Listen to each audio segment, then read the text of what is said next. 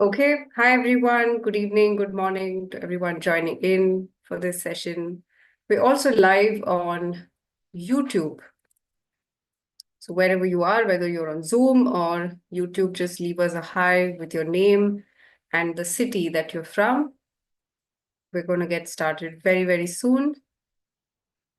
So my name is Aparna. I am from Bangalore, and we also have an expert from ISACA who's going to take you through the session. Uttam, hi. David, hi. Just leave your name and the city that you're from. My name is Aparna. I'm going to be your host, and we're streaming from Bangalore. Arslan, good evening. Emmanuel, good evening. Nice, nice, nice. David, good morning to you. Anand from Mumbai. Okay. Yasmin, Carlos. Okay, that's great. Keep them coming. Also, people on YouTube, let us know where you're from. Great. Jay, good morning to you. Michael, good morning. Right. Tunji, good morning. Good evening. Great, great to see these introductions. Today's agenda is for us to understand the differences or your path ahead after you do a CISA certification, your opportunities, and all of that, right? So we are going to get started very, very soon. But before that, I have a few questions for you. So let me know if you're already pursuing a cybersecurity career path, you're already into cybersecurity. Just give me a yes or a no on the chat, just for us to know you a little more. Okay, Ayan and everyone else, thanks so much for these introductions. Just give a yes if you're already pursuing a career in cybersecurity, or a no if you're a newcomer. Okay, great. About to start. Most of you say yes, which is actually great. So today's session is really going to help you understand what you can do ahead. Okay, great. No, yes, as in you are already into cybersecurity, and no if you are a beginner. Okay, that was my question. People on YouTube, also please respond and interact with us. If you have questions to ask, use the Q&A box. Okay, great. So it's a mixed bag. Some of you have experience already, some of you don't, right? Another question that we would like to ask you is how much experience you carry. So again, I'm going to launch a quick poll on Zoom, asking you your overall work experience. This needn't be limited to cybersecurity. Just let us know what your work experience is so that Chris here understands what your profile is. Yeah? Yes. Arslan, yes, you will get the certificate. I know that we've got this question earlier as well, but yes, you will get a certificate of attendance if you attend this webinar. We'll come to that in a while, but first answer the poll question. Please use the poll here. Everyone who is using the chat, use the poll, please. Okay. That's great. That's great. Another 15 seconds.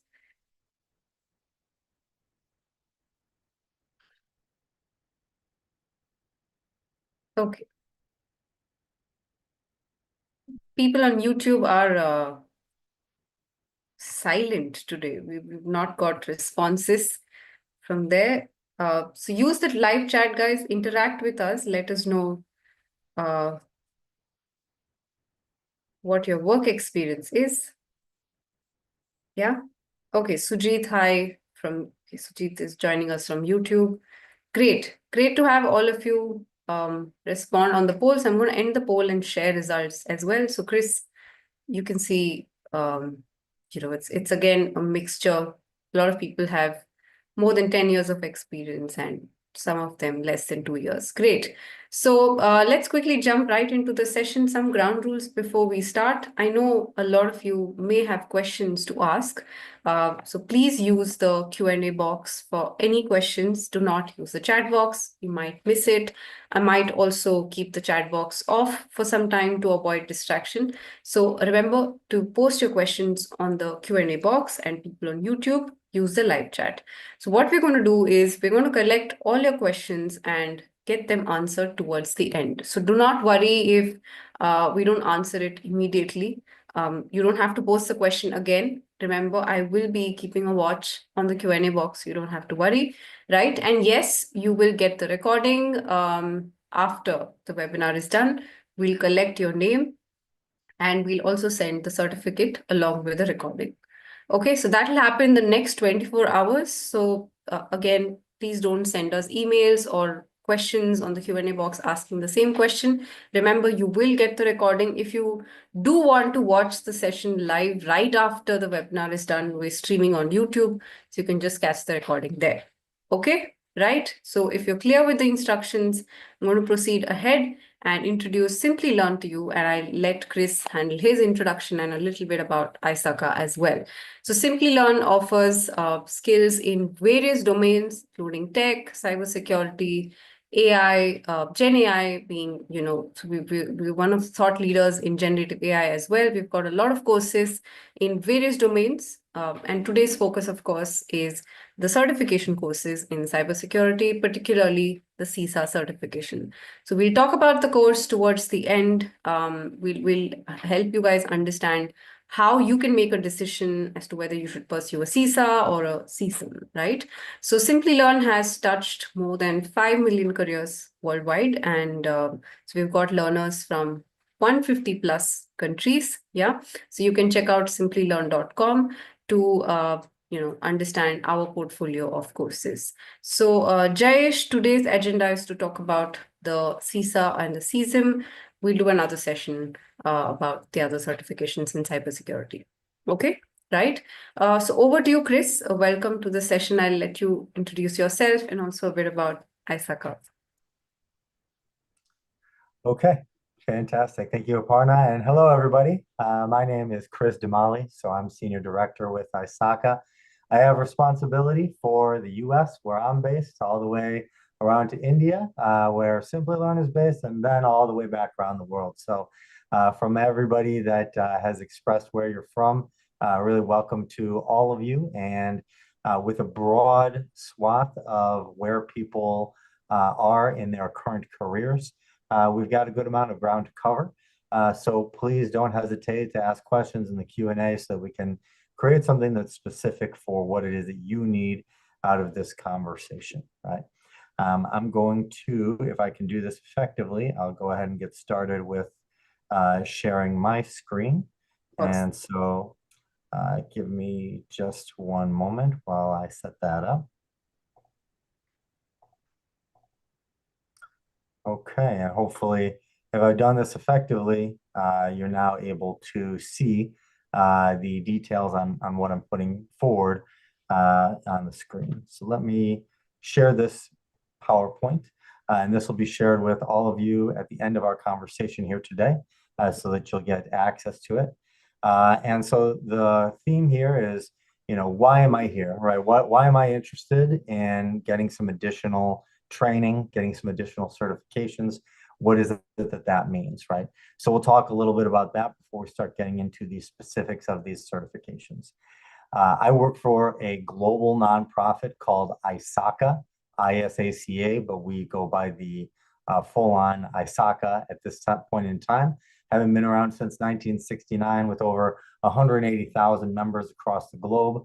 Our top countries for ISACA membership are the US and India, and we're seeing wonderful growth around the world, and just about everywhere that you might think that you're based out of today, you can find an ISACA chapter of professionals that are interested in working with you and understanding how you might collaborate in order to advance your future. So let's talk about the benefits of international certifications first off, right? So number one, what we've seen is a major upward salary impact from adding these international certifications, not just doing the ones that are local to the country in which you operate, but having that kind of salary and job mobility that is provided to you from the internationals, such as those that ISACA provides. ISACA is very active in working with governments and regulatory bodies around the world in order to continue to advance the value of these certifications and make sure that those who hold these certifications are able to achieve their goals. Right? Commensurate with that, we see the demand at global organizations, right? So when you consider what are the areas in the world from an industry standpoint that are demanding these, you're seeing really 4 key areas. Number 1 is the consultancies, particularly the big 4, but certainly not limited to them. So if you ever dreamed of a job at Deloitte, EY, KPMG, Accenture, some of these great organizations that are out there, they are high consumers of people who have these certifications. Number 2 is the governments, right? So if you're looking for a position, a high-level position with governmental impact, that's certainly something to consider. Number 3 is the military when it comes to information that is sensitive. People who have these types of certifications are considered to be the qualified folks to be able to handle that sensitive information and support the good guys beating the bad guys all around the world. And number 4 is the financials, right? So we all know the impact that working for a great financial can have on yourself, on your salary. So the banks, whether it's the central bank or whether it's the banks that dot the skyline of the major cities in your area, they are all major consumers of this type of content.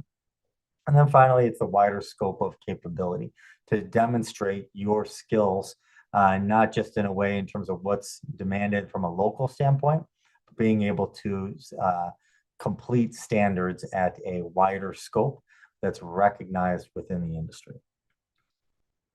So what are some common challenges that we see, right? So we see that the global cyber threat landscape is continuing to grow rapidly, right? 20% increase in recent data breaches, right? Boards and executives are demanding a return on investment for their training budgets with demonstrable and recognized capabilities need to be gained and shown by their team. The average cost of a data breach was in USD 4.5 million approximately, a 15% increase over the last 3 years. And that's even just for the data breaches that they're sure that actually did occur, right? We're seeing governmental and regulatory skill requirements are burdensome to profitability. So how do we do that in a way that is efficient as an organization and as an individual to serve that organization? We're seeing the skills gap is continuing to grow. And I mean that the demand for people with these types of skills is higher than the supply of people with these skills. That is the skills gap. And it's growing on an average of 10% year over year. We're seeing standardized approaches in training drive efficiency and employee satisfaction. And then finally, holistically trained professionals win new business and they deliver on client expectations.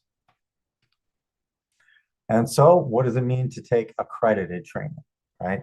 So we always recommend, rather than going to a shop that's just set up down the street, or maybe even somebody within your organization who's reaching out to provide some skills training, by taking accredited training, you are preserving value in the most important purpose here, right? Your own time. If you take training from a non-accredited source, your chances of passing that exam go well down. And if you don't pass the exam, you've got to study again. You've got to take the exam again. You're wasting your time, right? When you are going with an accredited source for training, you're getting the best results by working directly with the accrediting body for holistic training to make sure you're getting comprehensive data for results. You also have the ability to tailor your training needs when you're working with an accredited body, and you have access to the world's best instructors and content, ensuring that you're going to get a standardized approach, read the most efficient approach for your own personal time within that training. So with that, let me go ahead and flip over to a deck that's going to be a little bit more focused on the role itself. right? So with ISACA, you may have heard of two very common certifications. Those are CISA and CISM, right? And so as we consider what those are, let's talk about what is an information security auditor, a job that continues to have a very large place within that skills gap that I've discussed, right? An information security auditor, you may have never considered audit before in your life, or some of you, and I saw, those with 20 plus years experience, you may have been an auditor for the last 20 years, right? What is it that an auditor means is that they're assessing IT systems so that everyone in the conversation has confidence in the systems that are being used, that you're hitting compliance check marks, right? What are those key skills required? It's an understanding of those frameworks, it's proficiency in risk assessment methodologies, and its knowledge of cybersecurity tools and technologies, which are constantly evolving, right? And so within that space, there's a lot of different certifications that are available that can give you those types of skills. Now, who is an information security manager, right? So this is a person who develops and implements an organization's information security strategy, right? Managing a team, so that once you've got the skills of being able to have your hands on the keyboard and now being able to operate with those cybersecurity skills that are required, now it's about how do you manage a team? How do you manage an organization's cybersecurity approach, right? You can also identify and mitigate potential threats and ensure compliance with those requirements, all of which are key aspects of future-proofing your career against AI, right? We all know what AI represents, not just to the IT industry, but really to every industry across the globe. You can use it to do everything from, write a major communication at work to writing an email to your wife that you're going to be late for dinner that night or whatever it may be, right? AI has a lot of power. And so how do we react to the power of AI and ensure that your careers, that your personal finances are protected by gaining additional skills that are future-proofed and even utilizing AI in order to enhance. Then what are the key skills for somebody that's considering an information security manager? They'll need to be proficient in strategic planning, risk management, leadership and team management, and also expertise in cybersecurity frameworks such as NIST, COBIT, ISO, and many others that expand across the globe. So when you think about industry agnostic roles, right? And so tech is, of course, a place that is in high demand of these types of certifications. We also see enterprise IT, telecommunications, healthcare, and then three that I had named earlier, finance, defense, and government, right? And so in these types of roles, you need to be specialized. You need to have a higher level of skill, right? And as you consider your qualifications for those roles, right? You're going in front of the hiring manager and you're saying, yes, I have the capability to deliver on what it is that you require. But how do you test that? Especially in cybersecurity, how do you test that? It's not like someone can just throw at you a piece of code and say, all right, figure out the problems here, or help me to identify cybersecurity risks within my organization. Those things take a lot of time and a lot of visibility that you're not going to have at this early stage in your engagement with an organization. That's where the accreditation bodies come in, because those organizations that are out there that you see on this page, they have come forward and said that if you have these certifications, then you are qualified to deliver on this particular role. And that is what will lead to the results that you seek. So let's think about, what does that typical growth path look like, right? First off, you'll want to develop that hands-on experience in managing cybersecurity incidents and systems. And if you are not aware, please let me make it very clear that cybersecurity is, if you know the expression, the tail wagging the dog in IT right now. There is so much demand for jobs, and those folks that have these skills are getting very well paid. the demand for jobs of this type was far in excess of the people that have the skills to cover them. And you will be well rewarded if you can develop those skills within yourself. As such, now you become a cybersecurity analyst, right? Once you have those cybersecurity analyst skills, now it's time to take a look at where else you can go. If you've been excited about what I've talked about with regard to the field of audit, that's where we would suggest to you to ISACA certification, the CISA or CISA, as we pronounce it.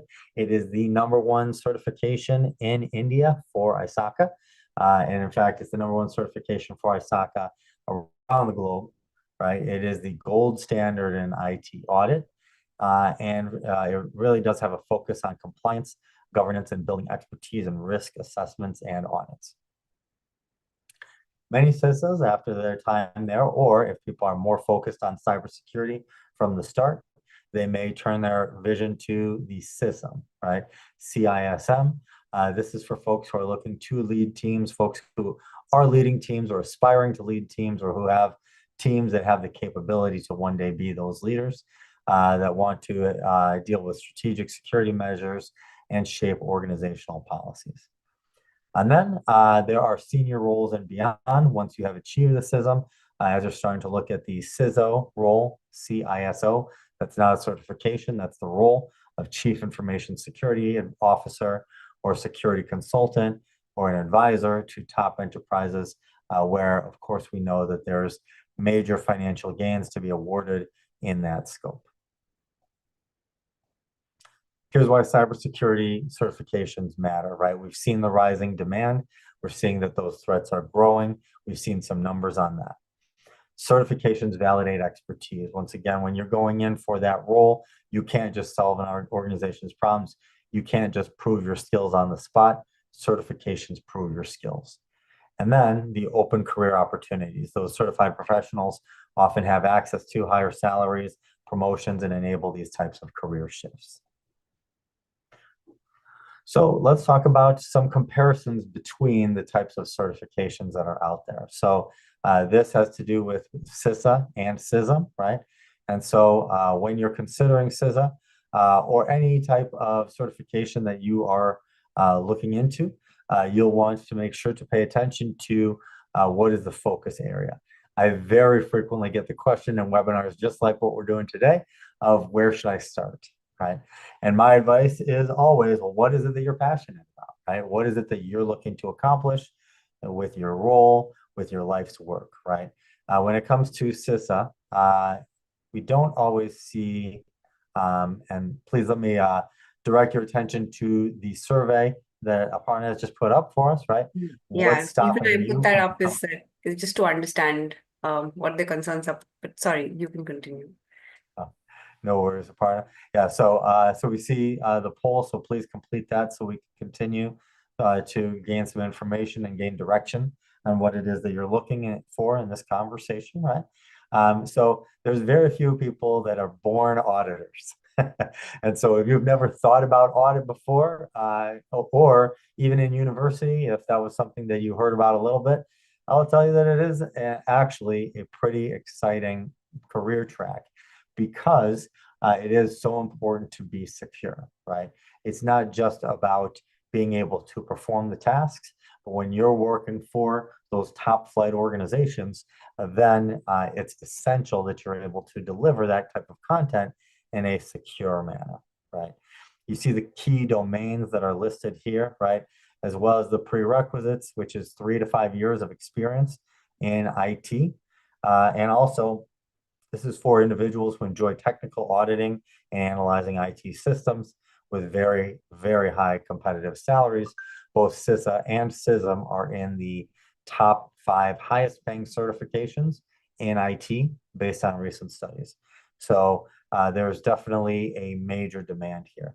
If you're looking at this and thinking that you don't have the experience, well, there are a lot of certifications and certificates that lead you up to this.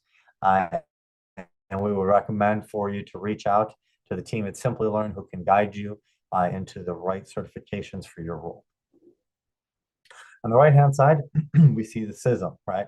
And so for CISM, as we talked about, this is about management governance of security programs, including cybersecurity, for those who are aspiring security managers, IT consultants. We're also seeing the 4 domains that CISM is touching on. You are going to need 3 to 5 years of experience in information security in order to be able to make it for the CISM. But there's a lot of great certifications that are out there, such as the Security Plus from CompTIA or the CISSP from ISC2, among many others that are out there. And ISACA certainly has ones that can help you to get there too, so that you can demonstrate your capability in the meantime as you're building up to this type of a profile and this type of capability, right? CISM is great for professionals looking to lead teams and handle security strategy that are looking for those higher salaries. And when we see slightly higher, I think it's referring to slightly higher than CISA salaries in the way that this was written, because again, both of these are very much high earning certifications in the industry.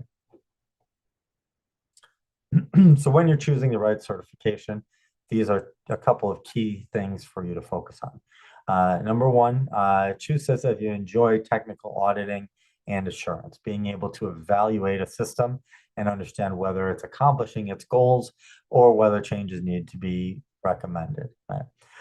Also, if you aim to specialize in IT systems auditing, there's no question CISA is the place to go for you.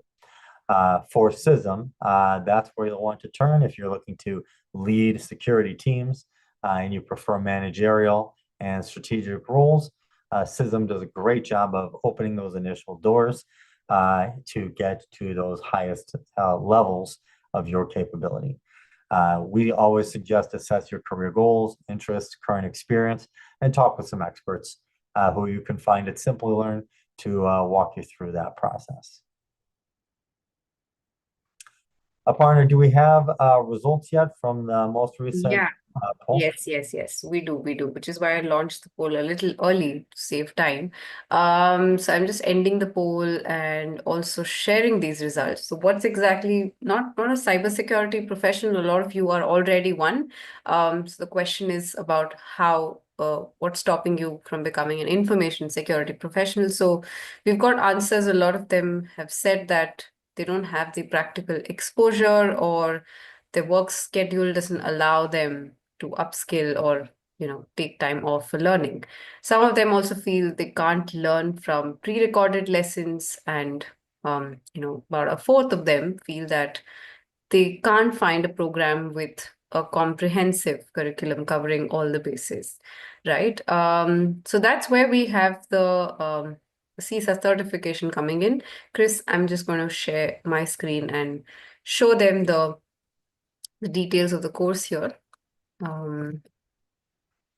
Yeah. Right. Right. You can actually stop your screen share. We'll just show them the screen here because I think we're pretty much done covering the slides on the deck.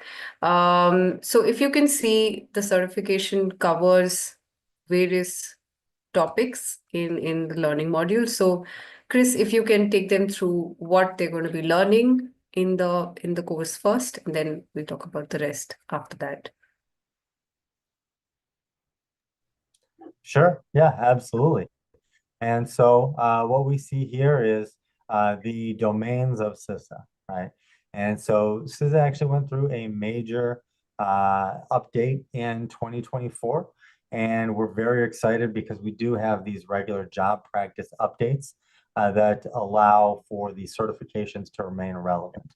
The way in which we make these changes is that we reach out to a wide group of folks around the world, representing the best and brightest minds in the industry. And now, what is it that this certification needs in order to make sure that it remains in very high demand by those organizations that we've reviewed, right? And so up first, you'll be learning about information system auditing process, right?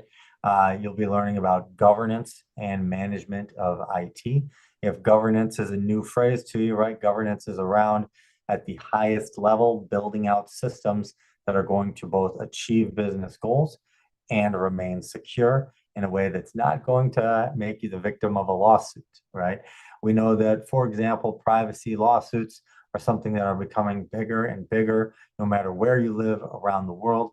And so how is it that you can manage a system that will allow for both effective business operation and handling the demands of these various new regulations that are being implemented, right? Domain 3 is around information systems acquisition, development, and implementation. And so in that domain, you're going to be learning about what are the various IT systems that are critical for an organization to operate, and what are the benchmarks that you're looking for in order to accomplish the most utilizing the tools that are available at your organization. Domain 4 is around information systems operations and business resilience. Resilience is a concept around being able to be ready for those zero-day threats, right? For example, COVID introduced a lot of zero-day threats for just about every organization across the planet. Now, many employees switched to working from home, and they weren't just taking information from the office where you could have things be physically secure and you knew which routers and which Wi-Fi systems you were using. But now everybody has their own setup in their home, right?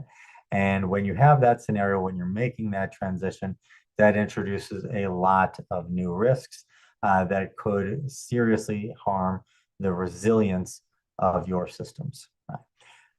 In that place, that's where we need to be able to design systems that are resilient despite these big challenges, so that when the next zero-day threat appears for yourselves in the organization that you work at, you'll be ready to start tackling it when it arrives.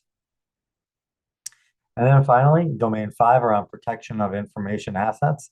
And so the focus with this concept is around keeping these assets secure, right?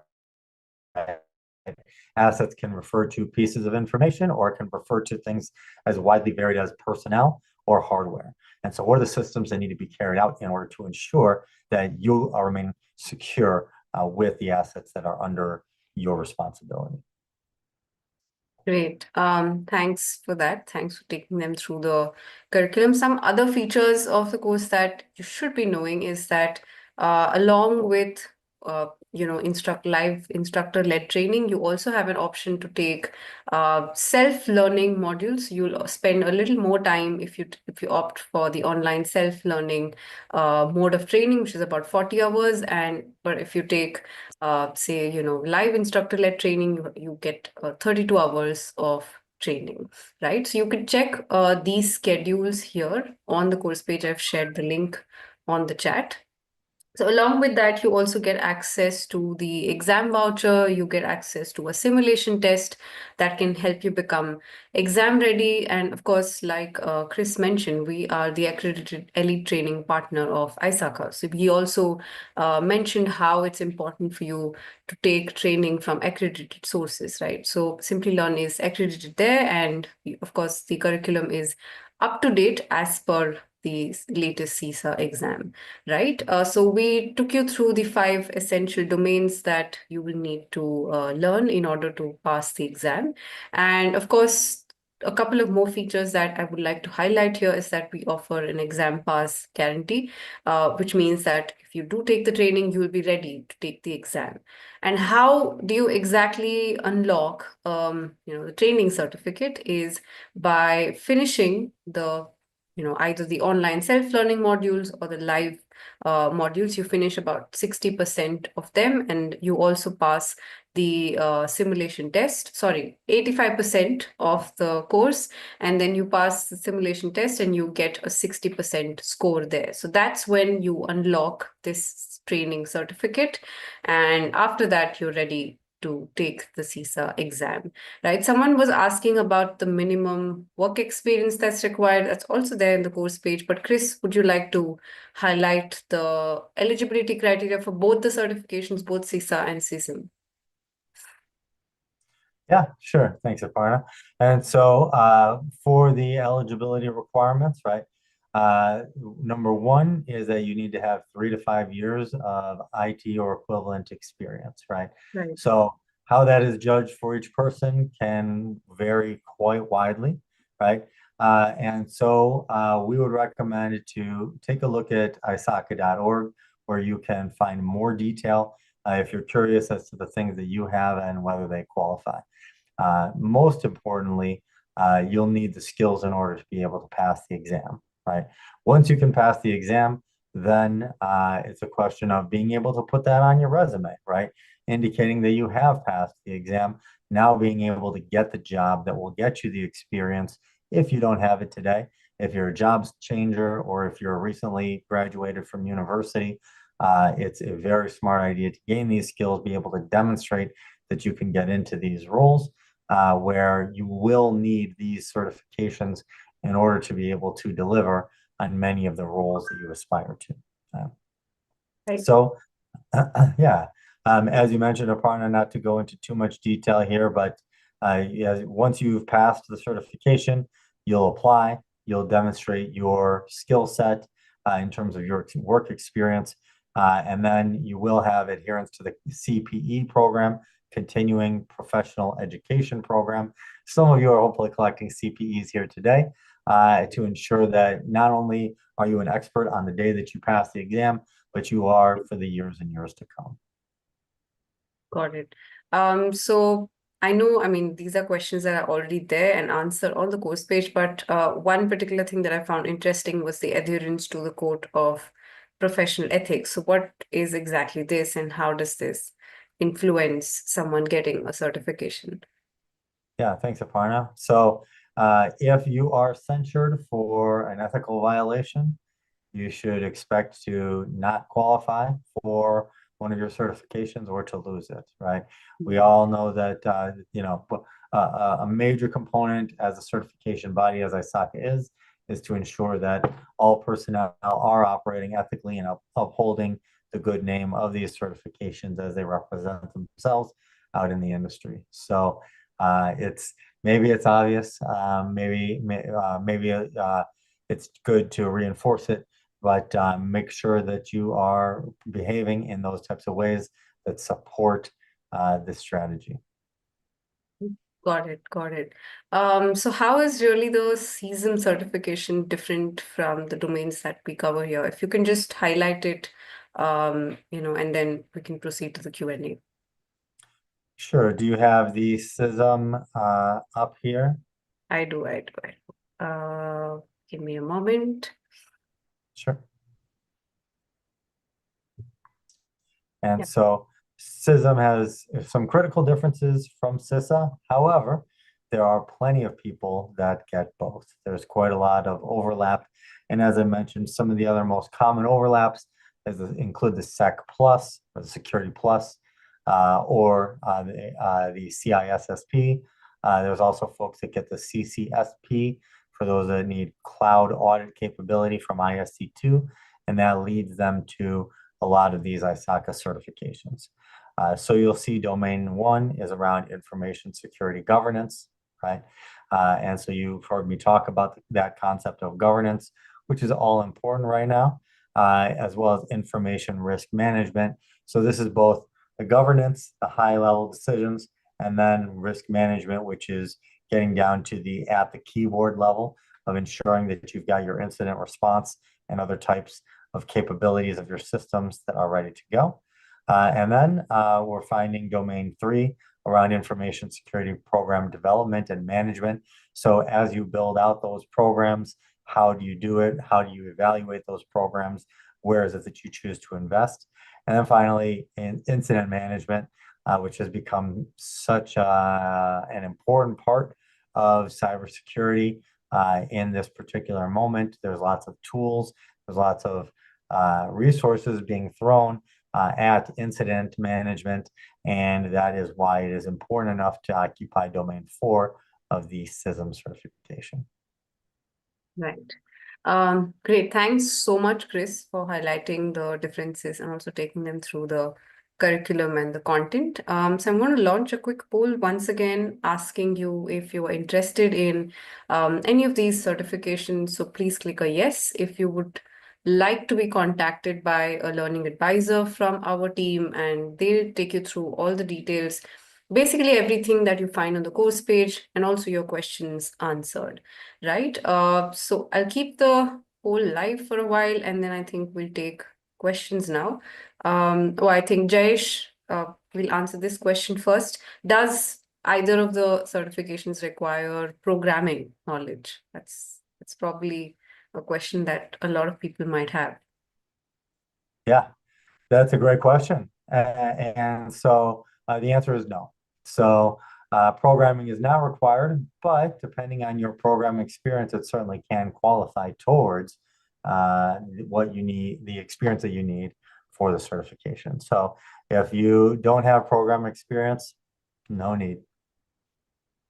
Okay. Okay. So which means this course can be done by people who have no work experience in the IT, is the understanding right? Or how does that work?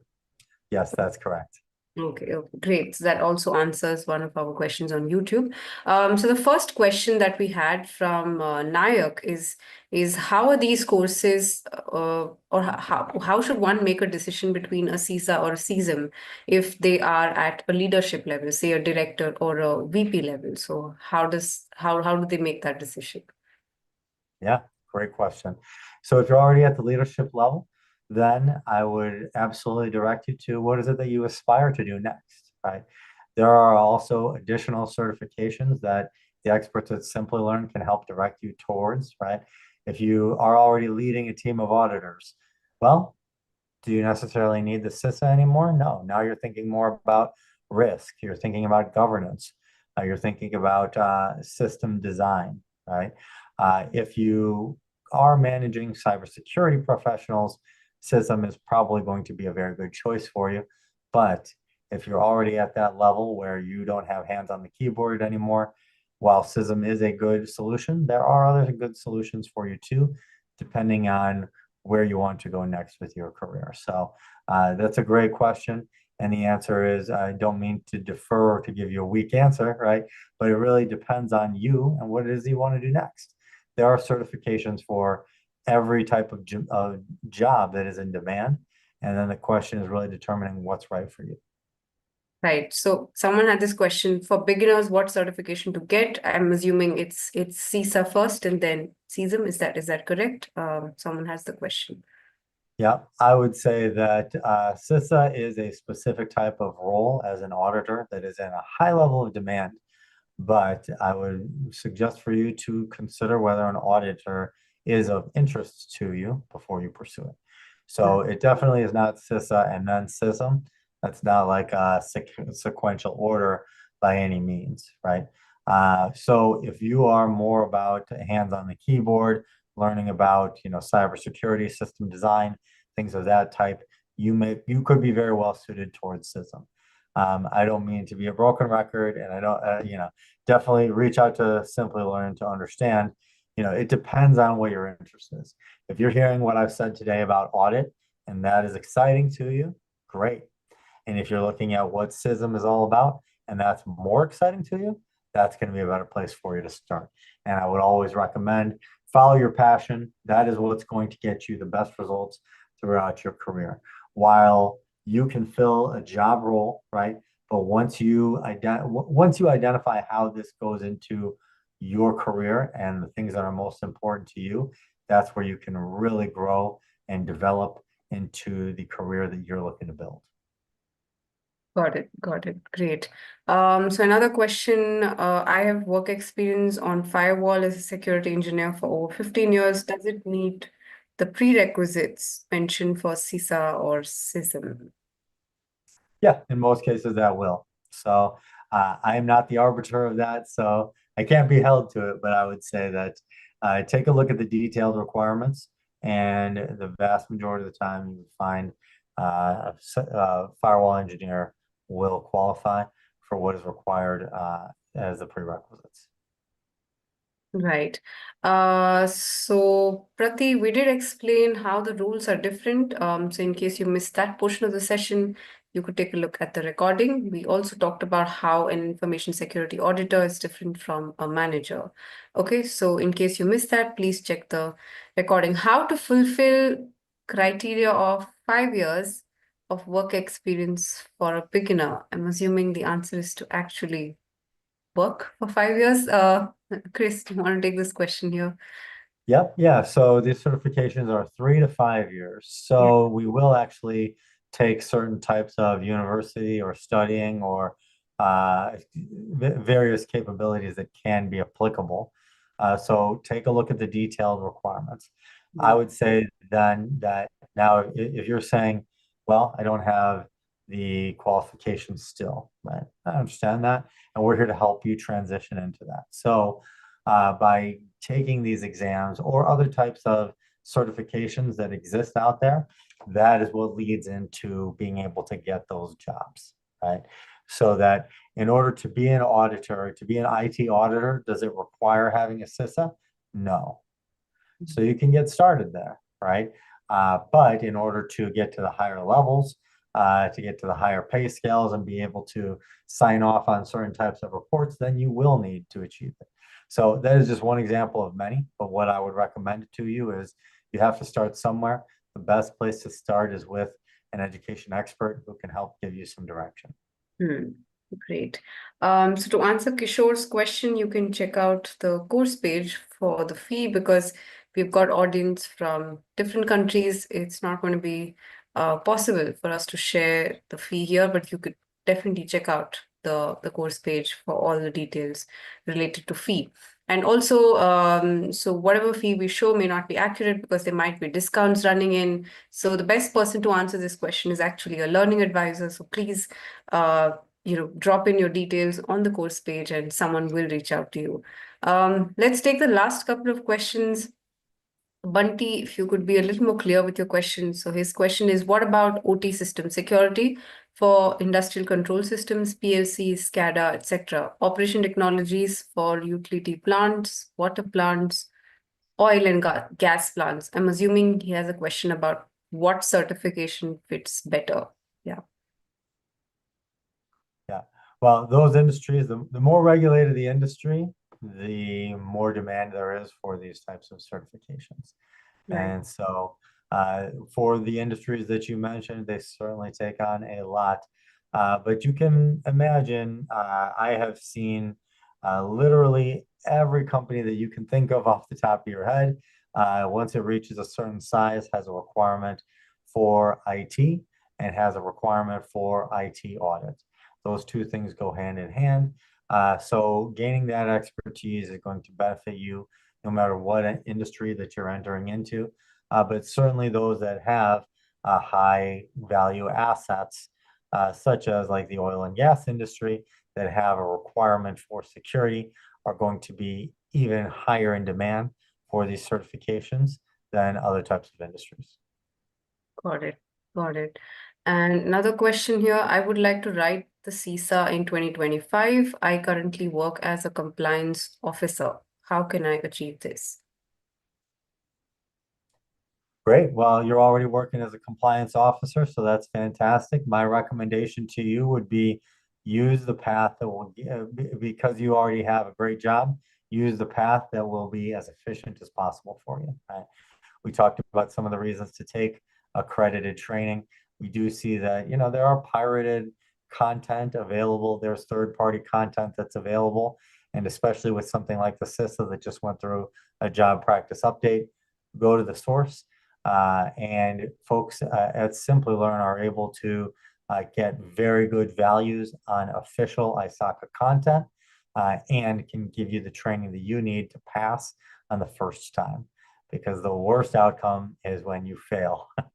When you fail, you're back at square one, right? And now the time, the money that you've invested, all needs to be put in again, and perhaps at double the rate of where you were at before.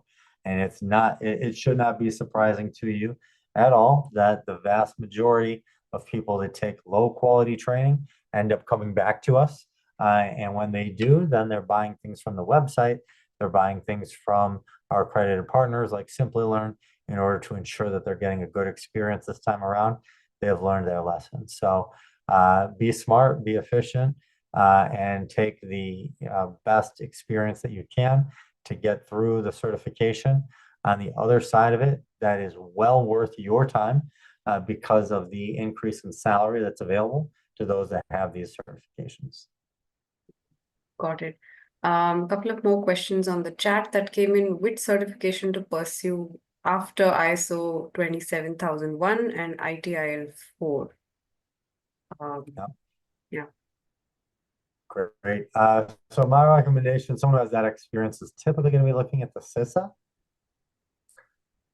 But then again, I would refer back to my comment, follow your passion, right? There is a degree of checking the boxes that you will want to do because of the high demand. But most important, when you follow your heart, follow the things that are important to you, you will get great results. And these are tools in order for you to communicate to the market how strong you are in these areas. Got it. Chaitra has a question. Do we need to do CISA or CISM before CompTIA or CISSP? I'm not sure, Chaitra. Chris, do you want to answer this? Or, I mean, you can choose to skip this as well. Sure. No, great question. So CISA and CISM are typically more managerial level than those other two. So you can go straight to the managerial level if that's where you are, that's where you want to be, right? Great. That being said, there's still plenty of demand for the other certifications that you mentioned. So doing them in any order, really following your capability and what you're ready for. I will say that of those, the easiest to achieve with the least amount of prerequisites is the Security Plus. And so many people start there, but there are many alternatives to that, especially for those that have work experience. We're then able to go directly to the CISA or the CISM and get the related benefits. Got it. Okay, so we'll wrap up with the last two questions. I know I said last two questions 5 minutes back, but anyway, what certification suits best for governance without any form of IT skill? Yeah, that's another question we have. Sorry, Aparna, can you repeat that? I didn't quite catch that. Yeah. So what certification suits best for governance without any form of IT skill? Yeah. Well, without any IT skill, so ISACA is focused on IT, right? So we do have some great certifications, particularly the CGEIT, which is governance in IT. So that is what I would direct you to if governance is your passion.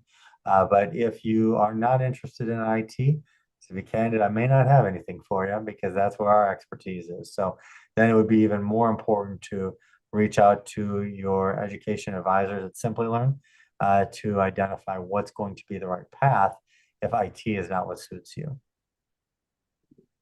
Got it. And so, okay, Cornell, if I'm pronouncing your name correctly, how long does the certification take to complete? Like I said, 40 hours if you're doing the online self-paced learning module, or 32 hours if you're opting for live virtual training. Okay, so that's how long you will take to complete the certification. And so we recommend you join us the next cohort. You can check out the details on the course page, the link that I shared in the chat, and we're also collecting your interest on the poll. So maybe you can give us a yes, and then we'll connect you to a learning advisor. Okay, so I think we're done with questions here, and also I'm going to close the poll here, collecting your interest. So if you still feel that you want to explore more about the course, head to the course page, check out all the details. There are also a bunch of FAQs that you might find answers to. Let's say you had questions about what does the exam involve, what do you need to do for the certificate and all of that. You can find it here on the course page. And also if you want the detailed syllabus, you can download that here. If you want to take a look at the course schedule, you can check out the upcoming cohorts here. The next cohort starts on the 14th of December, about a couple of weeks away. So still have time, but it's great to express interest here. Can you explain the ISACA membership rubric, Chris? Sure. I'll do my best with regard to the word rubric. Let me talk about membership. So membership is extremely important to ISACA. We are a membership association, right? And so what we do is we take in content from our 180,000 members from across the globe, and then we make sure that that content is extremely current and usable by the business community. And then we put that into certifications, right? These then get distributed out. People take these certifications and then they gather together in over 220 chapters. And so there are 7 in India, there's many in the US, and there's plenty wherever it is that you live today. You are at least within 2 hours away from an ISACA chapter, just about everybody, right? And that's the beauty of it, is that there's now these engaged professionals that work at organizations that you may be interested in joining, who are happy to provide leadership, capability, direction. What is the status in your local market for the demand for the various certifications? That's a conversation that can be had. So all you need to, and these local chapters are always looking for new members. So we would highly suggest to anybody to show up to one of these events, find out from the president, from the leadership of those chapters, what it is that is in the highest demand, what organizations are most well represented, so that you can start making some decisions about reaching your career goals as soon as possible. Right. So the same person has another question. How does he reach the chapter leaders of ISACA? Yep.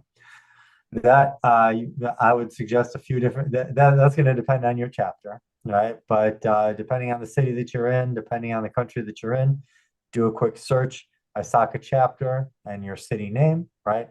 And then that should turn up things like what is the leadership of the organization, as well as emails and accessibility for folks. Whoever you reach, you're typically going to be directed to the right person, which is at different places, at different chapters. But then that'll give you an opportunity to show up at the event and start networking, start making friends, start learning, and get some great results. Great. Thanks, Chris, for this. I'm going to launch a quick poll collecting names for certificates. So if you have any last minute questions, can we be a member of that chapter? Okay. Another follow-up question, Chris, for you. Can we be a member of that chapter? That's the question they have. Yes. No matter what your circumstances are, you can become a member of the chapter. Got it. Okay. So I think he has a lot of questions. UAE seems to be not active. So I'm not sure. I would not agree with that. So you get the UAE and certainly all throughout the Middle East, we're seeing very large growth for demand in ISACA products. Got it. Great. Thanks, Chris, for your time today. It was wonderful having you and also hosting you. And I hope the learners also got an idea about these roles, what paths they should pursue, and about the certifications as well. So while we collect names for the webinar certificate, Chris, do you have any closing thoughts, any advice for learners? Sure. Aparna and everybody on this call, thank you for this opportunity to talk about ISACA. And good luck to all of you in your career goals. That is worth pursuing. And the tests are hard, but getting the content from the right places will help you to be successful and achieve your dreams. So we're 100% behind you. And once you get to that next level, make sure to hit me up. Find me on LinkedIn, say hello, and we'll be happy to then help guide you towards your next steps. So thank you, everyone, and good luck in your pursuits. Thank you, Chris. Someone has a compliment for you. Chris is the man. That's the compliment we've got. Great. Thank you so much. I'm glad that people have enjoyed and also learned from the session. So great. Thank you so much. Have a great day ahead. Thank you, Chris, for your time as well. Bye. Bye. Thanks, everyone. Thanks all.